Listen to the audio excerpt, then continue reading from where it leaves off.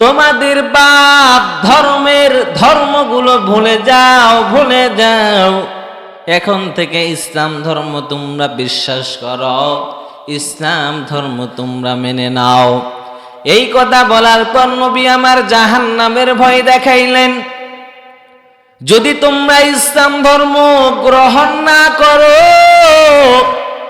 তোমাদের জন্য জাহান্নামের শাস্তি রেডি হয়ে আছে। এই কথা যখন নবী আমার বললেন, আবু লাহাব ডাক দিয়া বলে, তাব্বান লাকা ইয়া মুহাম্মদ আলিহাজা জামাতানা। আবু লাহাব আমার নবীর চাচা। এবার আবু লাহাব ডাক দিয়া কয়, মুহাম্মদ তোমার 2 হাত ধ্বংস হয়ে যাক।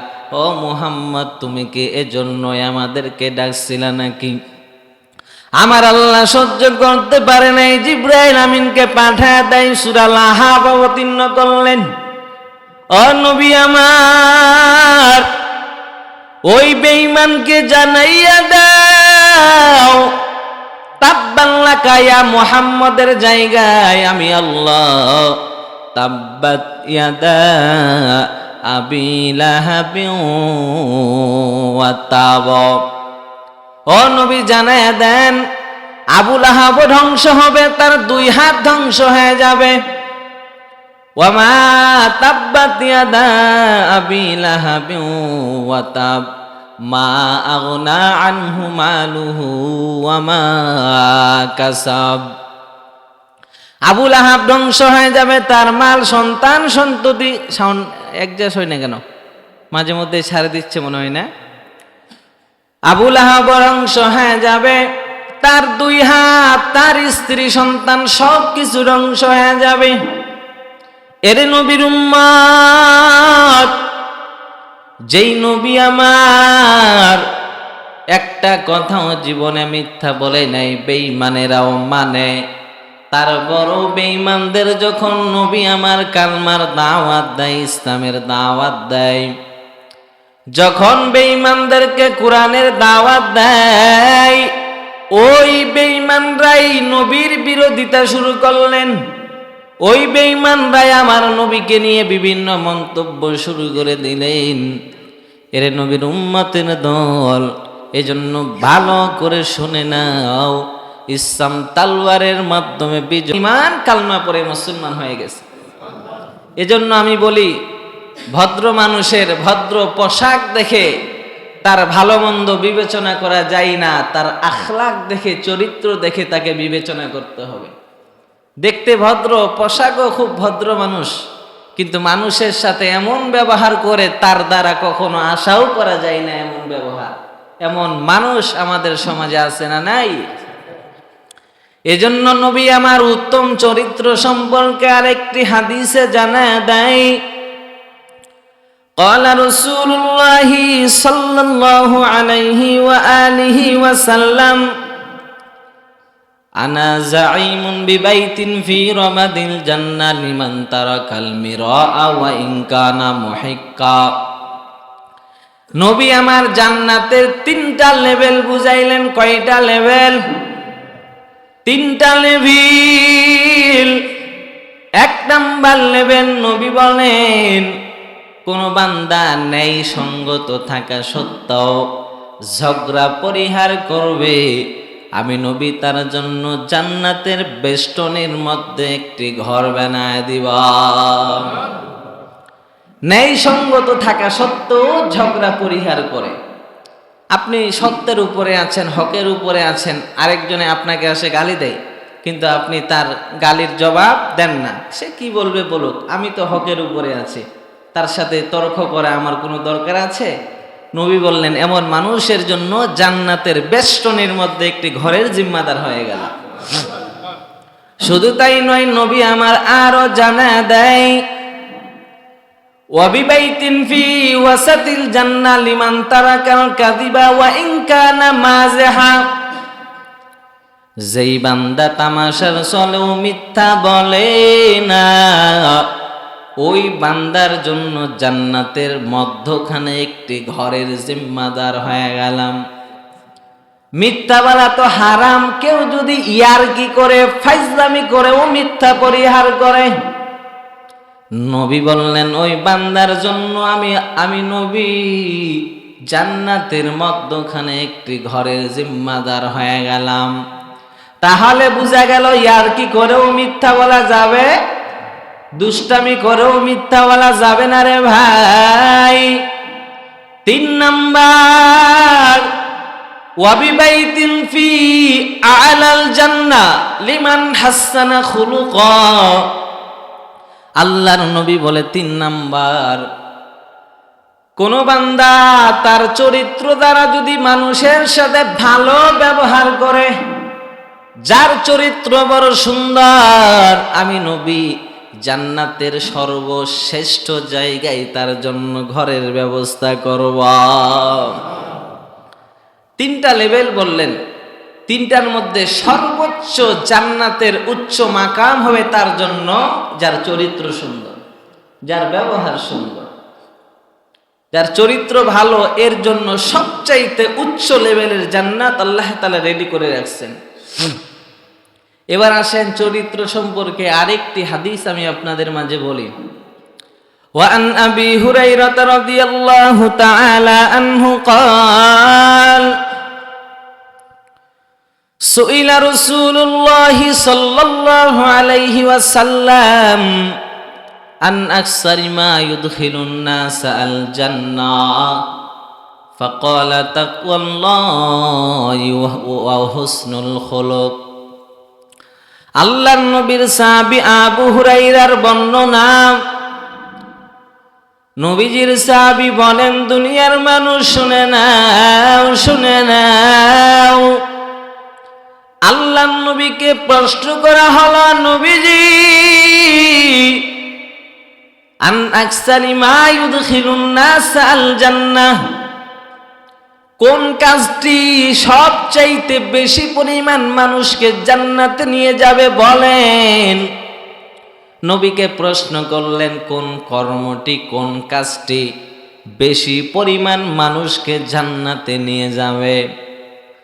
নবীজি বললেন 2টা কাজ। কয়টা কাজ? আওয়াজ করে বলেন, কয়টা কাজ? নবীজি বললেন দুনিয়ার মানুষ যদি 2টা কাজ করে, এই 2টা কাজের বিনিময় অধিকাংশ মানুষ জান্নাতের মেহমান হয়ে যাবে। আল্লাহু আকবার। 1 নাম্বার তাকওয়াল্লাহ, যেই বান্দার ভিতরে আল্লাহর ভয়, জাহান্নামের ভয়, যেই বান্দার ভিতরে কার ভয়? যেই বান্দার ভিতরে আল্লাহর ভয়, ওই বান্দা জান্নাতের মেহমান হয়ে যাবে। কেমন আল্লাহর ভয়? ইসলামের 2য় খলিফা উমর ইবনুল খাত্তাব, হযরত উমর রাদিয়াল্লাহু তাআলা আনহু, অর্ধ জাহানের বাদশা উমর, দিনের বেলা মানুষের বিচার করতেন, রাতের বেলা অভাব দুঃখী মানুষের ঘরে গিয়া গিয়া খোঁজ খবর নিতেন।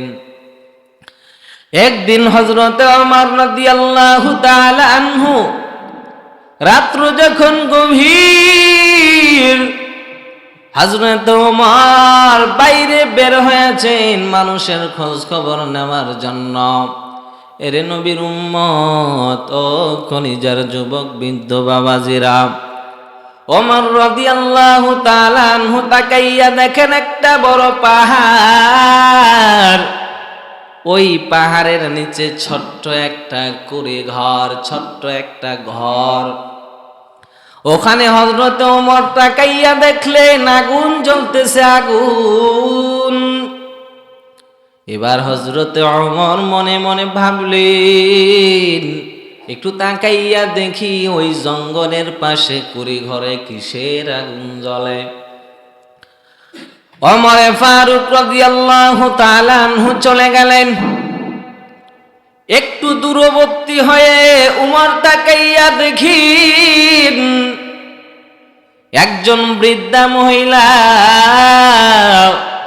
চুলার মধ্যে পানি গরম করতেছেন, আওয়াজ করে বলেন কি গরম করেন?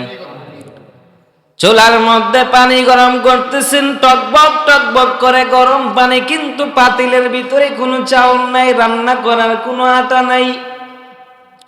বাচ্চাগুলো কান্না করে, ক্ষুধা, বড় ক্ষুধা। বৃদ্ধা মহিলা ডাক দিয়া কয়, সন্তানেরা শোনো, একটু ধৈর্য ধারণ করো রে বাবা, খানা হচ্ছে। আসলে কি পাতিলের মধ্যে খাবার আছে নাকি গরম পানি? ও সন্তান, ধৈর্য ধারণ করো, খাবার প্রস্তুত করতেছি। হযরত ওমর আড়ালে দাঁড়াইয়া দাঁড়াইয়া সব শুনতেছেন। এবার মহিলা পানি গরম করতে করতে বাচ্চাগুলো ঘুমায়া গেছে। হযরত ওমর এবার নিজের পরিচয়টা গোপন রেখে বৃদ্ধা মহিলার সামনে হাজির। ডাক দিয়া কয়, আম্মা জান, এত গভীর রাত হয়ে গেছে, আপনি পানি গরম করতেছেন, ভিতরে কোনো খাবারও নাই, কারণ কি? বৃদ্ধা মহিলা ডাক দিয়া কয়, আগন্তুক যুবক, তুমি কে? তোমার পরিচয় জানা বড় দরকার। হযরত ওমর রাদিয়াল্লাহু তাআলা আনহু নিজের পরিচয়টা গোপন রেখে বললেন, আমি একজন আগন্তুক যুবক, মুসাফির, খবর নিতে আসলাম, দেখি কার কি বিপদ। আমি এসে দেখলাম আপনি পানি গরম করেন, পানির মধ্যে কিছুই নাই।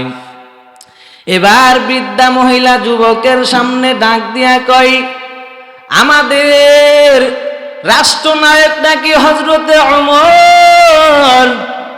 ও যুবক, সাক্ষী থাকো, হযরতে ওমর আমাদের খবর নিতে আসে নাই। আমরা খাই আর না খাই কিভাবে জীবন কাটাইতেছি, হযরত ওমর কোনোদিন আমাদের খবর নেই নাই। ও আগন্তুক যুবক, তোমাকে সাক্ষী রেখে বললাম, কাল কিয়ামতের কঠিন ময়দানে আমি উমরের নামে আল্লাহর কাছে নালিশ করব, ওমর কেন আমাদের খবর নিতে পারে নাই। এবার উমর নিজের পরিচয়টা গোপন রাখিয়া উমর ডাক দিয়া কয়, বৃদ্ধা মা শুনে নাও, দেখি আমি আপনার জন্য কোনো ব্যবস্থা করতে পারি কিনা রে মা। এবার হযরত ওমর রাদিয়াল্লাহু তাআলা আনহু বাইতুল মালে চলে গেলেন, সাথে খাদেম আসলাম। বাইতুল মালে যাওয়ার পর উমর ডাক দিয়া কই, রে খাদিম, আমার মাথায় একটা আটার বস্তা উঠাইয়া দাও। খাদেম ডাক দিয়া কয়, আমিরুল মুসলিমিন, আপনি অর্ধজাহানের বাদশা উমর, আপনার মাথায় আটার বস্তা আমি কেমন করে উঠায়া দেই? ও আমিরুল মুমিনিন, আটার বস্তা আমার মাথায় তুলে দেন। এবার হযরতে ওমর ডাক দিয়া কয়, আসলাম, তোমার কবরে তুমি যাবা, তোমার হিসাব তুমি দিবা, আর আমি উমরের কবরে তুমি যাইবা না, আমি উমরের হিসাবটাও তুমি দিবা না। আমি উমর এতদিন বৃদ্ধা মার খবর নিতে পারি নাই রে আসলাম, ওই আল্লাহর কাছে আমি উমর কি জবাব দিব, আমার বড় ভয় হয় রে আসলাম। অতএব আল্লাহর কাছে জবাব দেওয়ার জন্য আমাকে আটার বস্তা মাথায় তুলে দাও। হযরতে ওমর আটার বস্তা মাথায় উঠাইয়া ওই জঙ্গলের কিনারায় গিয়া হাজির। বৃদ্ধা মহিলারে ডাক দিয়া কয়, আম্মা জান, আপনি ঘরে চলে যান। আটার বস্তা হযরতে ওমর রাদিয়াল্লাহু তাআলা আনহু পরিচয়টা গোপন রাখিয়া নিজেই আটার বস্তাটা খুলিয়া আটার বস্তা থেকে আটা বের করিয়া আটাটা খামিরা বানাইয়া হযরতে ওমর নিজেই রুটি বানাইয়া রুটিগুলো প্রস্তুত করে দিলেন। বলেন আল্লাহু আকবার। নিজে আটার বস্তা থেকে আটা বের করে খামিরা বানাইয়া হযরত ওমর রুটিগুলো প্রস্তুত করে দিল। রুটিগুলো বানাবার পর এবার হযরত ওমর ডাক দিয়া কয়, আম্মা জান, রুটি বানানোর কাজ শেষ হয়ে গেল রে আম্মা জান, এখন বাইরে বের হন, রুটিগুলো খাবিন, সন্তানদেরকেও খাওয়াইবিন, তৃপ্তি সহকারে রুটিগুলো খান। দেখি আটার বস্তা শেষ হওয়ার আগে আবার খবর নেওয়ার চেষ্টা করব। এবার যখন হযরত ওমর বিদায় নেয়, বৃদ্ধা মহিলা এবার ডাক দিয়া কয়, আগন্তুক যুবক শোনো রে বাবা, আল্লাহ তাআলা যদি এই জামানায় উমরকে খেলাফতের মস্তদে না বসাইয়া তোমার মতো যুবককে বসাইতেন, তাহলে আমাদের মতো গরিবদের আর অভাব হতো না রে যুবক। আমি দোয়া করলাম রে যুবক, আল্লাহ তাআলা যেন খেলাফতের মস্তদে সরকারের জায়গায় যেন তোমারে বসায়া দেয়। হযরতে ওমরকে দোয়া দিয়া বিদায়, কিন্তু বৃদ্ধা মহিলা তো জানেই না যে সেই তো ওমর। এবার হযরতে ওমর যখন খেলাফতের মসনদে মসজিদে নববীতে বসে গেলেন, পরের দিন হযরতে ওমর রাদিয়াল্লাহু তাআলা আনহু একজন বার্তাবাহক পাঠাইয়া বৃদ্ধা মহিলাকে ডাকার আদেশ করলেন। এবার একজন বার্তাবাহক ওই জঙ্গলের কিনারায় করে ঘরে গিয়া ডাক দেয়া কয়, বৃদ্ধা মহিলা, আপনাকে খেলাফতের মসনদে হযরত ওমর তালাশ করেছেন, ডাক দিয়েছেন। এবার বৃদ্ধা মহিলা মনে মনে বড় ভয়, না জানি গতকালকের যুবক আমি যে উমরের নামে বদদুয়া দিয়েছি, না জানি উমরকে বলে দিয়েছে। বৃদ্ধা মহিলার অন্তরে এবার বড় ভয়। এবার বৃদ্ধা মহিলা সন্তানদের থেকে বিদায় নেই, ও সন্তানেরা, না জানি আজকে আমার ফাঁসির মঞ্চ কায়েম হয়ে যাবে, কারণ আমি আমার দেশের বাদশার নামে আমি নালিশ করেছি, না জানি আজকে আমার কি বিচার হবে। ও সন্তান, শেষবারের মতো আমারে বিদায় দাও। হযরতে ওমর রাদিয়াল্লাহু তাআলা আনহু আমাকে তালাশ করেছেন। এবার বৃদ্ধা মহিলা সন্তানদের থেকে কান্না করে বিদায় নিয়ে চলে গেলেন উমরের দরবারে। কিন্তু বৃদ্ধা মহিলা যাওয়ার পর খেলাফতের মসনদে যেই মাত্র তাকাইছেন, বৃদ্ধা মহিলা তাকাইয়া দেখেন গতকালকের যুবক মসনদে বসা। মহিলার ভয় পেয়ে গেলেন, না জানি উমরকে আমি কত কিছু কালকে বললাম, আজকে না জানি আমার কি হবে। উমর ডাক দিয়া কই, রে আম্মা জান, কোনো ভয় নাই, কোনো ভয় নাই, কারণ আজকের দিনের আসামি আপনি নয়, আমি উমর। কেন আমি এতদিন আপনার খবর নিতে পারি নাই? ও আম্মা জান, আপনি কোনো ভয় পাবেন না। এবার হযরত ওমর রাদিয়াল্লাহু তাআলা আনহু লম্বা একটা পাগড়ি হাতে নেওয়ার পর পাগড়ির এক মাথা দিয়ে উমরের গলায় পেঁচাইয়া আরেক মাথা হযরতে ওমর বৃদ্ধা মহিলার হাতে দিয়া দিলেন। আল্লাহু আকবার।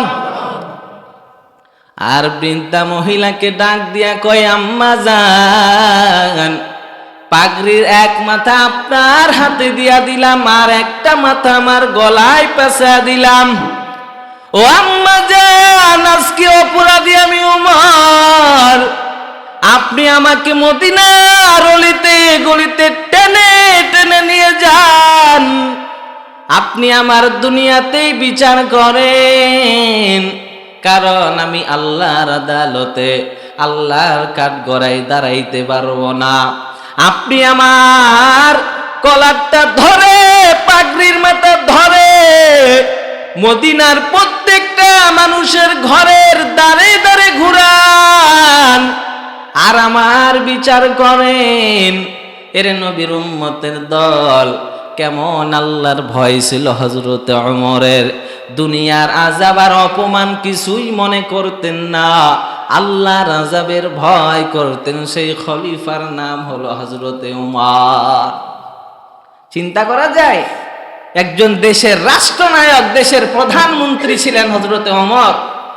তিনি বললেন, মা কোনো ভয় নাই, আজকের আসামি আমি ওমর।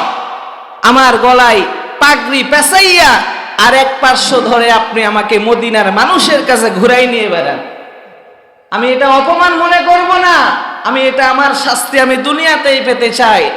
এতদিন কেন আপনার খবর নিতে আমি পারি নাই, কিন্তু আমি তারপরেও আল্লাহর আযাব সইতে পারবো না। আল্লাহু আকবার।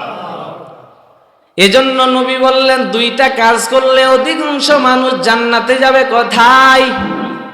এক নাম্বার তাকওয়াল্লাহ, আল্লাহর ভয়, হযরতে ওমরের ঘটনা বললাম। দুই নাম্বার ওয়া হুসনুল খুলুকি, উত্তম চরিত্র। যার চরিত্র বড় সুন্দর ওই বান্দা জান্নাতের মেহমান হয়ে যাবে। বলেন না আল্লাহু আকবার।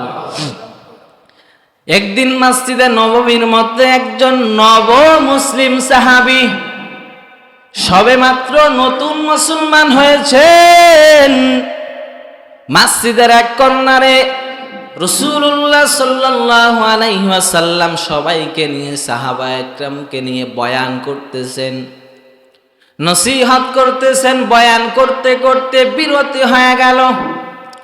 এবার নব মুসলিম সাহাবী মসজিদের এক কর্নারে গিয়া প্রস্রাব করে দিল। আবু বকর ওমরের মতো মানুষ যখন এই ব্যাপারটা দেখছে, ওমর তো গরম হয়ে গেছে। এই মসজিদ আল্লাহর ঘর। মসজিদ কার ঘর? এই মসজিদ আল্লাহর ঘর, ইবাদতের জায়গা। আর মসজিদের কর্নারে প্রস্রাব করবে এত বড় কলিজা আমি ওমর স্টিল দাঁড়ায় আছি। ওমর মেজাজ হারায় ফেললেন। নবীজি বললেন, ওমর সবে মাত্র নতুন মুসলমান হয়েছে, ইসলামের বিধি বিধান হয়তো বা সে জানে না রে ওমর, কিছু বলার দরকার নাই। প্রস্রাব শেষ করলেন। নবী আমার সাহাবীদের বললেন, যাও প্রস্রাব যেখানে করেছে জায়গাটা তোমরা পরিষ্কার করে ফেলো। এবার আমার নবী, রহমতের নবী, সাহাবীটাকে কাছে ডাকলেন, বসাইলেন। বসানোর পরে নবী আমার বলেন, ও সাহাবী শোনো, এই মসজিদ আমার আল্লাহর ঘর। এই মসজিদে আমরা মুসলমানেরা দৈনিক 5 বার সেজদা দেই। কাকে? এই মসজিদ জিকিরের ঘর। এই মসজিদ আল্লাহকে স্মরণ করার ঘর। এখানে প্রস্রাব করা যায় না, নোংরা কোনো কাজ করা এখানে যায় না রে সাহাবী। নবী আমার সুন্দরভাবে বুঝাইয়া সাহাবীটা এবার ঘরের দিকে যাবেন, এমন সময় নবী আমার সাহাবীটার দিকে লক্ষ্য করে দেখলেন ভালো কোনো পোশাক নাই। এবার রহমতের নবী এক সাহাবীকে বললেন, ও সাহাবী, আমার এই সাহাবীর গায়ে ভালো কোনো পোশাক নাই। এবার রহমতের নবী আমার সাহাবীটারে পোশাক হাতিয়া দিলেন। আল্লাহু আকবার।